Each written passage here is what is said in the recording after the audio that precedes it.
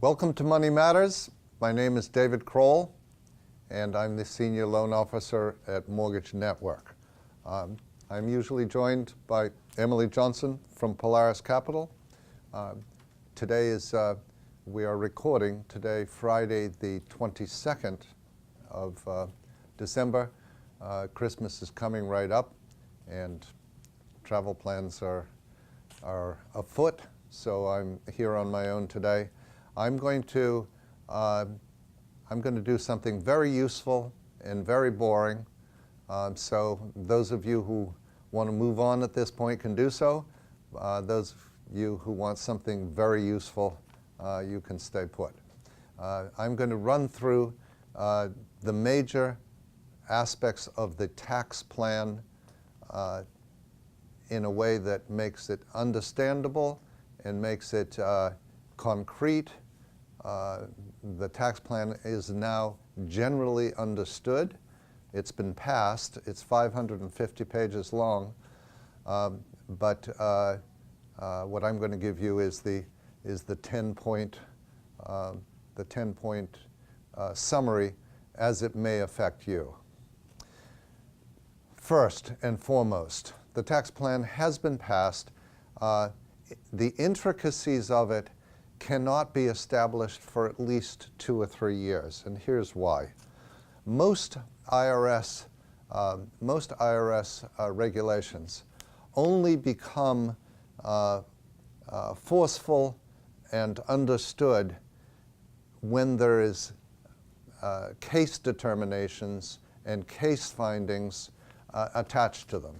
So when the IRS publishes a new regulation, and in this case they've published a 550-page new regulation, none of the CPAs, tax accountants, tax attorneys, and tax preparers are going to know precisely how to handle thousands and thousands and tens of thousands of specific circumstances until there are findings and cases that have been determined ahead of it. In other words, you can't just read the regulation and know precisely what to do. You read the regulation and then you find out what the IRS has said about lots of other specific cases, and that adds the meat to it. But having said all of that, the first big aspect of the tax plan is the standard tax rates. The standard tax rates across the board are going down very slightly.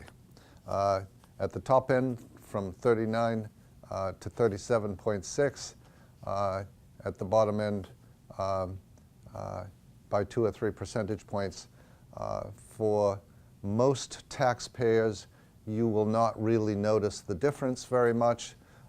It'll be $500 or $1,000 a year, not a great deal of difference. For the top end taxpayers, married couples over $1 million, obviously 3% makes a difference. 3% is $30,000, so it will make a difference. Now, I'm going to put my glasses on because I have a cheat sheet. So the standard deductions, standard deduction for individual people has doubled, so it's $12,000 for an individual, $24,000 for a married household. So that's a big tax break front and center for that most households will enjoy. It's basically double the standard deduction. So that's a gain. Everybody can look forward to a nice increase in that deduction.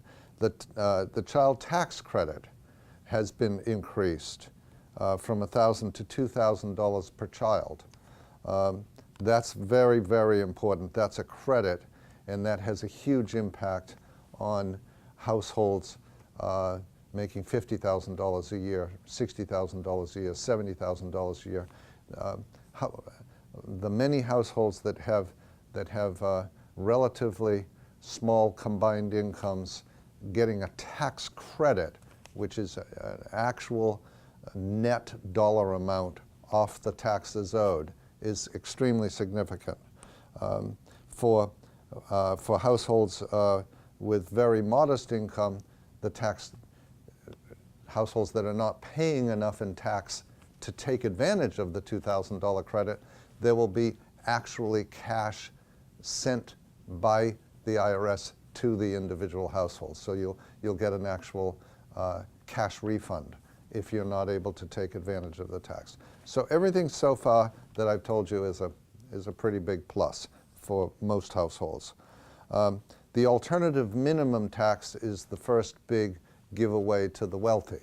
The alternative minimum tax was put in place so that wealthy people who take advantage of every tax break known to man would still have to pay a minimum tax. It was put in place to prevent wealthy people from simply finding ways of paying no tax at all. The alternative minimum tax is now affecting a married couple. It doesn't kick in until a married couple has $1 million in income. It doesn't kick in until a single person has $500,000 of income. So the alternative minimum tax is to a large extent set aside. This means that someone who's making a good bit of money and who's willing to work hard at finding all the possible deductions in the codes can really avoid paying very much tax at all until you reach $500,000 or $1 million.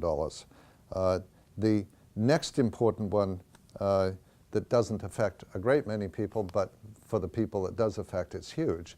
The estate tax. The estate tax is now going to be increased to $11 million for an individual, $22 million for a couple. In other words, when the person passes and is deceased and the estate is settled, the first $11 million or $22 million for a couple is untaxed. The inheritance is untaxed up to 11 or 22 million. Very, very, very significant increase. Allows many, many more people to pass on their estates without taxation. That's a big plus for the wealthy.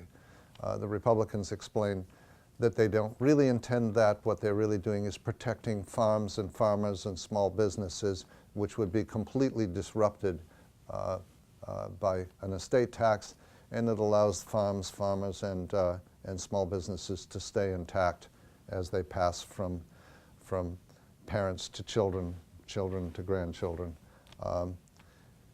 Really and truly, it's a gift to the wealthy. The next one that's quite important is there's a reduction in the amount of state tax and local tax. State taxes, local taxes have always been deductible. Here in Hilton Head, we have property tax, we have state tax, and we have local tax. It's now reduced. It's no longer fully deductible. It's now reduced to a cap of $10,000.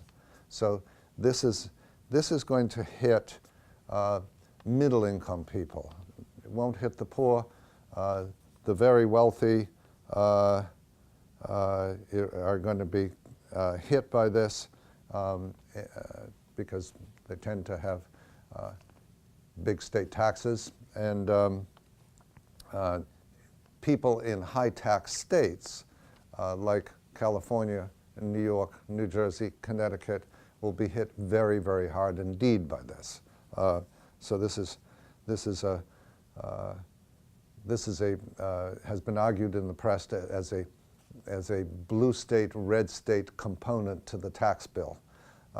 It is partly that, but it's also partly affecting many, many other states as well. In South Carolina, we have a 7% state income tax. it's a significant tax. It's no longer deductible.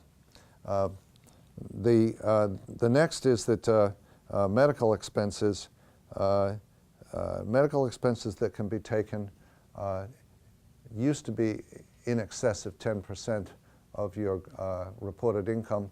Now medical expenses can be deducted in excess of 7.5% of your income. That's a little tweak. Okay, that's the first half of the show. I'll continue with my cheat sheet when you come back. Thank you.